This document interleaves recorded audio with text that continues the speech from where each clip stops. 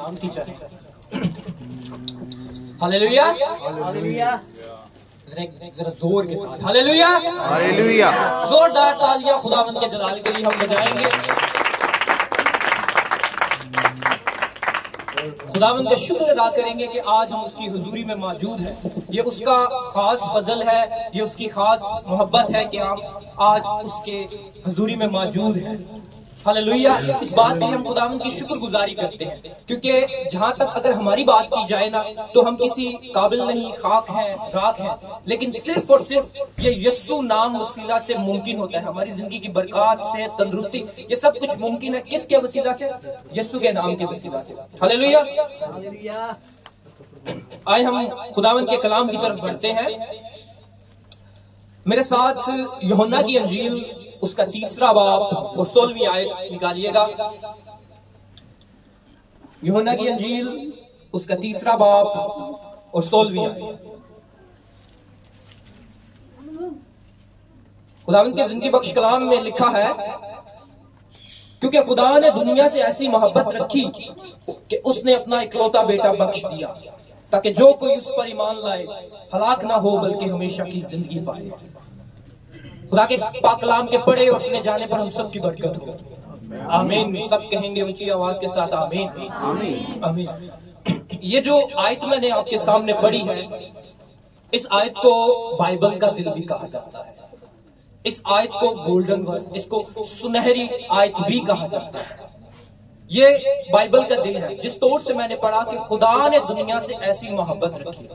आज जो हम खुदा के कलाम से सीखने को है वो है मोहब्बत। आज जो खुदा के कलाम से हम रहनुमाई लेंगे, जो हमारी रूहानी तरक्की के लिए है, वो है मोहब्बत। अब मोहब्बत के हम वैसे तो ये टॉपिक बहुत बड़ा है, इस पे बोलने पे बहुत वक्त चाहिए, इसके मुख्तलिफ वो है पहलू है, लेकिन हम इसको देखेंगे जहां तक आज हमारे पास वक्त है। हम इसको आहिस्ता आहिस्ता आगे बढ़ेंगे और देखेंगे। जिस तौर से मैंने देखा कि खुदा ने दुनिया से ऐसी मोहब्बत रखी, सबसे पहले जिस तौर से पढ़ा गया खुदा ने, इसका मतलब है मोहब्बत का आगाज किसने किया? खुदा। एक मोहब्बत जो खुदा ने हमारे साथ की, आज हम सीखेंगे। एक मोहब्बत जो हमें एक दूसरे के साथ करनी है, और एक मोहब्बत जो हमें खुदा के साथ करनी है। लेकिन मोहब्बत का आगाज किसने किया? खुदा ने। और खुदा ने मोहब्बत का आगाज ऐसा किया, ये उसकी मोहब्बत की आला मिसाल है, उसकी शख्सियत की और उसकी मोहब्बत की आला मिसाल इस तरह है कि उसने सिर्फ मसीहों के साथ, इसराइलियों के साथ या किसी खास कौम कबीले के साथ मोहब्बत नहीं की, बल्कि उसने मोहब्बत किसके साथ की है? उसने दुनिया से ऐसी मोहब्बत रखी कि उसने अपना इकलौता बेटा बख्श दिया।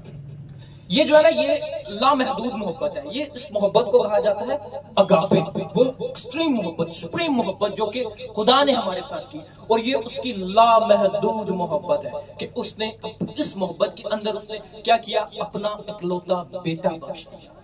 और उस इकलौते बेटे को बख्शने के साथ साथ उसने उसका ईमान दिया, और उस ईमान के वसीला से उसने हमारी निजात का सारा सिलसिला भी किया। मतलब अगर हम, उसने ऐसी मोहब्बत की, उसने अपना इकलौता बेटा दिया, साथ में बेटे के साथ उसने अपना ईमान दिया बेटे पर, और अगर हम उस पर ईमान लाते हैं तो साथ उसने हमें क्या दे दी? निजात दे दी, हमेशा की जिंदगी दे दी। यह खुदा की मोहब्बत थी कि उसने ऐसी मोहब्बत की कि अपना इकलौता, ये मोहब्बत की इंतहा, इसको मोहब्बत की इंतहा कहेंगे। और उसने सिर्फ मेरे लिए, आपके लिए, इस बैठी अपनी कलीसिया के लिए नहीं, बल्कि उसने सारी दुनिया के लिए, हर खास कौम के लिए, हर राष्ट्रबाज, हर गुनाहगार के लिए उसने अपना इकलौता बेटा बख्श दिया, ताकि उस पर जो कोई ईमान लाए वो हलाक ना हो बल्कि हमेशा की जिंदगी पाए। अच्छा, एक सवाल है, खुदा इंसान से मोहब्बत क्यों करता है? आप सबसे सवाल है कि खुदा इंसान से मोहब्बत क्यों करता है? That's the point. ये वो खास बात है जिसकी वजह से खुदा हमसे मोहब्बत करता है, कि खुदा ने हमारे साथ इसलिए मोहब्बत की। देखिए, खुदा ने जब रोशनी को बनाया तो क्या किया?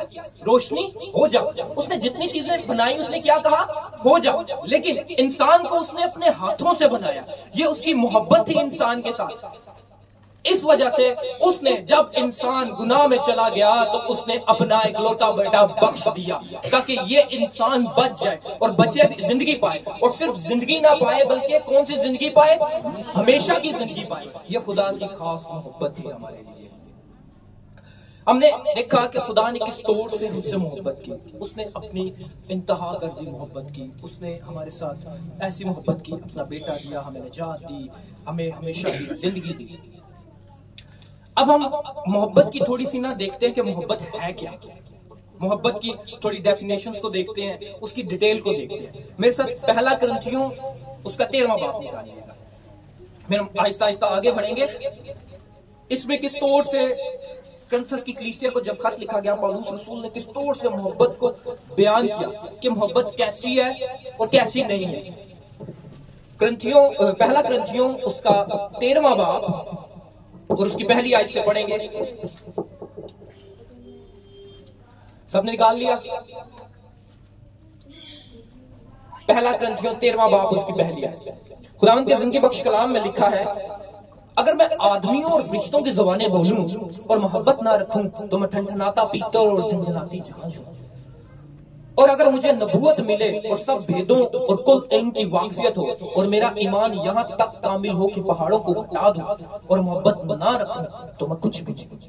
देखिए, हमें नबूवत मिल गई, हम रोजे रख रहे हैं, दुआएं कर रहे हैं, लेकिन अगर हमारे अंदर मोहब्बत नहीं तो क्या लिखा है, तो मैं कुछ भी नहीं।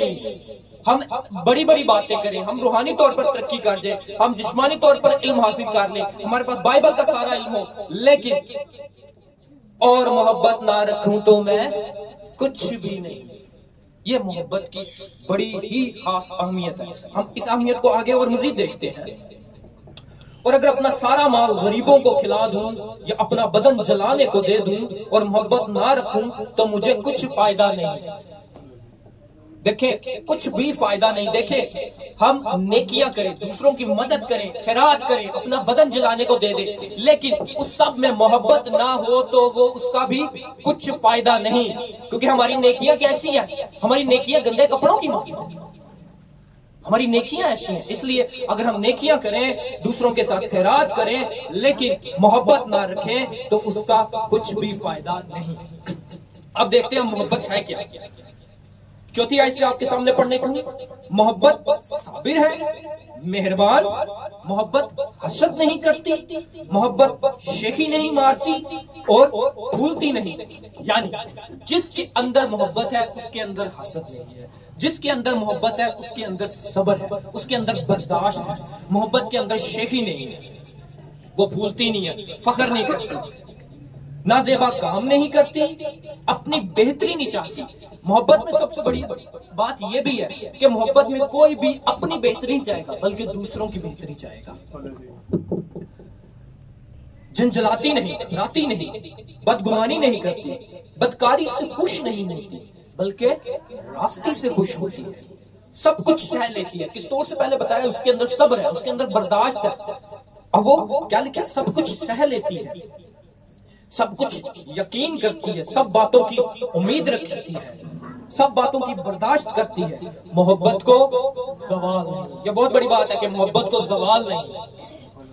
नबूवतें हो तो माकूफ हो जाएंगी। किस तौर से पहले भी हमने देखा कि मैं नबूवत, अगर हम नबूवत करें, अगर हम ऐसा ईमान हो पहाड़ों को हटा दे, लेकिन मोहब्बत ना हो तो कुछ भी नहीं।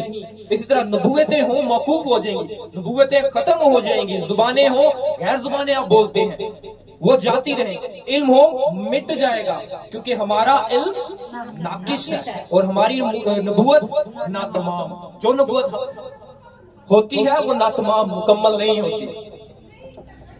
हमने देखा कि मोहब्बत की क्या डेफिनेशन है, मोहब्बत क्या है और क्या नहीं है, मोहब्बत के अंदर क्या क्या खुसूसियात है। अब हम मोहब्बत की अहमियत को देखते हैं। 13वें बाब के अंदर ही रहेंगे हम, इसकी 13वीं आयत पे आ गए। 13वें बाब की 13वीं आयत में लिखा है, गर्ज, ईमान, उम्मीद, मोहब्बत, ये तीनों दायमी है, मगर अफजल इनमें मोहब्बत है। ये मोहब्बत की अहमियत है। अफजल क्या है? मोहब्बत है। यानी ईमान भी है, हमारा यीशु पर ईमान है, उम्मीद हमारी यीशु के साथ है, मोहब्बत है, लेकिन इन तीनों में अफजल चीज कौन सी है? तीनों दायमी है, तीनों कायम रहने वाली है, लेकिन इनमें अफजल कौन है? मोहब्बत है। अब सवाल है मोहब्बत अफजल क्यों है? ईमान की भी यहां पर जिक्र हुआ है, उम्मीद का भी जिक्र हुआ है, मोहब्बत का भी जिक्र हुआ है, लेकिन कहा गया कि मोहब्बत इसमें अफजल है। अब सबसे सवाल है कि मोहब्बत अफजल क्यों है?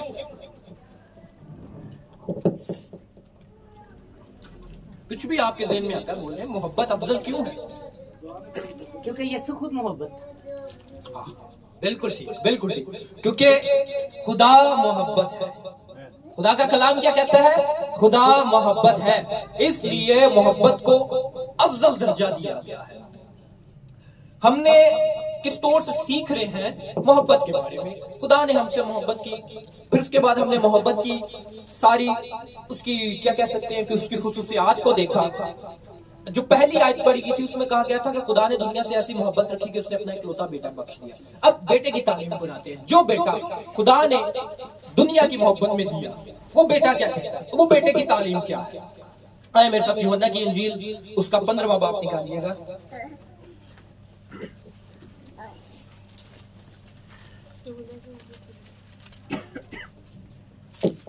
यूहन्ना की इंजील उसका 15वां बाब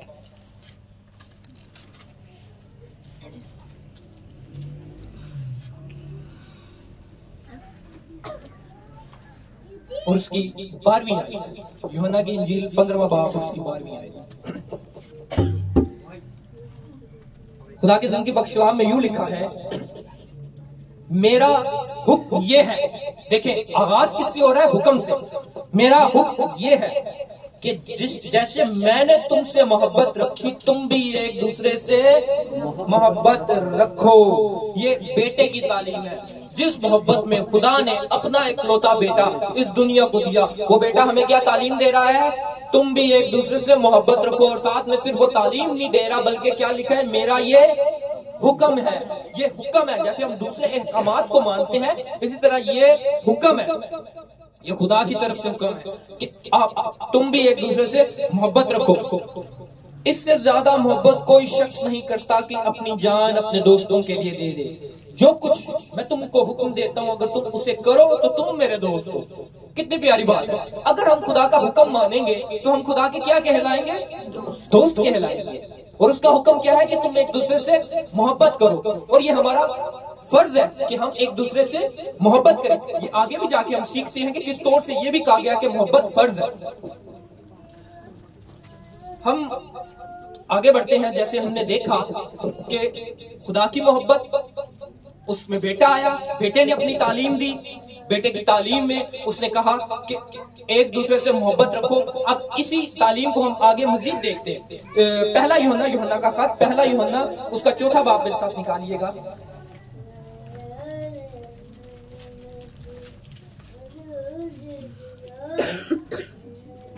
पहला यूहन्ना उसका 4था बाब और उसकी 20वीं आयत। किस तौर से यूहन्ना की इंजील में खुदा यीशु मसीह के अल्फाज क्या है कि मेरा हुक्म है कि तुम एक दूसरे से क्या रखो? मोहब्बत रखो। अब यूहन्ना के खत को देखते हैं कि यूहन्ना के खत में क्या लिखा है। यूहन्ना का पहला खत उसका 4था बाब और उसकी 20वीं आयत। अगर कोई कहे कि मैं खुदा से मोहब्बत रखता हूं और वो अपने भाई से अदावत रखे तो झूठा है, क्योंकि जो अपने भाई से जिसे उसने देखा है मोहब्बत नहीं रखता वो खुदा से भी जिसे उसने देखा है मोहब्बत नहीं रख सकता। और हमको इसकी तरफ से हुक्म मिला है कि जो कोई खुदा से मोहब्बत रखता है वो अपने भाई से भी मोहब्बत रखे। देखें यहाँ पर यूहन्ना की अंजील में यीशु की तालीम है। यूहन्ना अपने खत में उसी बात को सेकंड कर रहा है कि वहीं पर यहाँ पर यूहन्ना यीशु की बात को बता रहा है कि हुक्म है। और क्या लिखा है कि और ये हुक्म है कि जो कोई खुदा से मोहब्बत रखता है वो अपने भाई से भी मोहब्बत रखे। अच्छा, अब यहाँ पर जो भाई है ना, ये सिर्फ वो भाई नहीं है जो आपके साथ आपकी माँ के पेट से पैदा हुआ है, बल्कि हर शख्स आपके लिए यहाँ पर भाई है। आपने मोहब्बत सिर्फ अपने सगे भाई से नहीं, आपने मोहब्बत सिर्फ अपनी क्लिशाई तौर पर अपने उसी भाई से नहीं, बल्कि हर शख्स से आपने क्या रखनी है? मोहब्बत रखनी है। क्योंकि खुदा ने दुनिया से ऐसी मोहब्बत रखी। खुदा ने किसी खास कौम कबीले से नहीं, बल्कि खुदा ने दुनिया से ऐसी मोहब्बत रखी। इसलिए हमें भी एक दूसरे से मोहब्बत रखनी है। और सिर्फ हमने इस मोहब्बत को अपनी क्लिशिया अपने बहन भाइयों तक महदूद नहीं रखना, बल्कि ये मोहब्बत हमारी दूसरी कौम के साथ भी होनी चाहिए, दूसरे कबीलों के साथ, दूसरे लोगों के साथ भी नहीं है। क्यों? क्योंकि हम अपने रवैये से ही बता सकते हैं कि हम मसीह के चेले हैं। हम अपने रवैये से ही बता सकते हैं कि हम मसीह पर ईमान रखते हैं, हम मसीही हैं। ये हमारी मोहब्बत से ही हमारे क्या कहते हैं, हमारे ईमान की रिफ्लेक्शन होगी। Hallelujah, hallelujah, hallelujah. अब मजीद थोड़ा सा आप चौथे बाब की सातवीं पहला यूहन्ना उसका चौथा बाब और उसकी 7वीं आयत पे आइएगा पीछे। अब मजीद हम मोहब्बत को मजीद देखते हैं कि खुदा का कलाम मोहब्बत के बारे में क्या कहता है। चौथे बाब में देंगे, उसकी 7वीं आयत से मैं आपके सामने पढ़ने को। ए अजीजो, क्या है? ए अजीजो, आओ हम एक दूसरे से मोहब्बत रखें। यहाँ पर यूहन्ना फिर दोबारा यहाँ पर यूहन्ना मोहब्बत की तालीम दे रहा है। और क्या कह रहा है कि आओ हम एक दूसरे से मोहब्बत रखें, क्योंकि मोहब्बत खुदा की तरफ से है, और जो कोई मोहब्बत रखता है वो खुदा से पैदा हुआ है और खुदा को जानता है। इसका मतलब क्या है?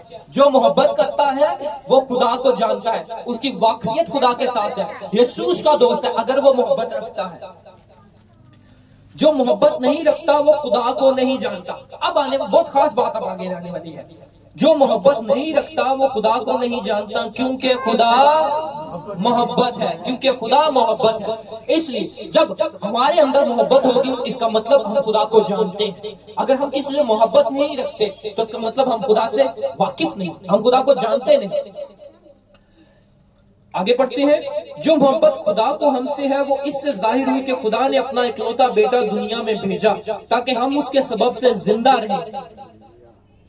यूहन्ना 3:16 में क्या लिखा कि उसने अपना इकलौता बेटा बख्श दिया ताकि जो कोई उस पर ईमान लाए हमेशा की जिंदगी पाए। अब यहाँ पर देखें, यहाँ पर यूहन्ना अपने खत में दोबारा उसी बात को दोहरा रहा है कि जो मोहब्बत खुदा ने हमसे की वो इससे जाहिर हुई कि उसने अपना इकलौता बेटा दुनिया में भेजा ताकि हम उसके सबब से जिंदा रहें, जिंदगी पाए। यहाँ पर यूहन्ना उसी बात को दोबारा कह रहा है कि सबब से जिंदा रहें। मोहब्बत, अब ये बड़ी खास बात है। ये मैं जब पढ़ रहा था मुझे बहुत इस पे मैंने काफी गौर किया। ये अब जो बात आगे आने वाली है, मोहब्बत इसमें नहीं कि हमने खुदा से मोहब्बत की। अब मोहब्बत इसमें नहीं है कि हमने खुदा से मोहब्बत की, लेकिन मोहब्बत किसमें? जो अगापे है, जो एक्सट्रीम मोहब्बत है, लामहदूद मोहब्बत है, वो किसमें? मोहब्बत इसमें नहीं कि हमने खुदा से मोहब्बत की, बल्कि इसमें है कि उसने हमसे मोहब्बत की और हमारे गुनाहों और कफारे के लिए अपना बेटा भेजा। कितनी खूबसूरत बात के असल, क्योंकि खुदा मोहब्बत है और हकीकी मोहब्बत कहां से शुरू हुई? खुदा से शुरू हुई। और हकीकी मोहब्बत किसने की? खुदा ने की। और उसने फिर दोबारा ये बात की कि उसने अपना बेटा, उसने हमारे गुनाहों के कफारे के लिए अपने बेटे को भेजा। अब आगे लिखा है, अजीजों, जब खुदा ने हमसे ऐसी मोहब्बत की तो हम पर भी एक दूसरे से मोहब्बत रखना फर्ज है। मोहब्बत हुक्म भी है, मोहब्बत फर्ज भी है। जैसे मैंने पहले बताया, हम आगे देखेंगे। अब ये हमारे सामने खुदा के कलाम से ही आ गया कि एक दूसरे से मोहब्बत रखना फर्ज है, एक दूसरे से मोहब्बत रखना हुक्म है, और ये हुक्म खुदा की तरफ से है। मेरे साथ अब हम उस मोहब्बत को देखते हैं। हमने देखा खुदा ने हमसे मोहब्बत की, यीशु ने हमें तालीम दी कि एक दूसरे से मोहब्बत रखनी है। अब हम आखिरी हिस्सा में हैं। मेरे साथ इस्तिस्ना उसका 6वां बाब 5वीं आयत निकालिएगा, और कोई एक निकाल ले वो मेरे साथ पढ़ेगा। मैं मरकज की इंजील उसका 12वां बाब निकालता हूँ। मरकज की इंजील उसका 12वां बाब, और आप में से कोई इस्तिस्ना उसका 6वां बाब निकाल ले। तू अपने सारे दिल और अपनी सारी जान से और अपनी सारी ताकत से खुदावन अपने खुदा से मोहब्बत रख। क्या लिखा है? दोबारा पढ़िएगा जरा। तू अपने सारे दिल और अपनी सारी जान और अपनी सारी ताकत से खुदावन अपने खुदा से मोहब्बत रख। देखिए खुदा का कलाम कह रहा है, ये पुराने अहदनामे में खुदा का कलाम क्या कह रहा है कि तू अपने सारे दिल और अपनी सारी जान से क्या कर? अपने खुदावंद खुदा से मोहब्बत रख। इसी तौर से मरकज की इंजील उसका 12वां बाब मैं पहले निकाल, मरकज की इंजील उसका 12वां बाब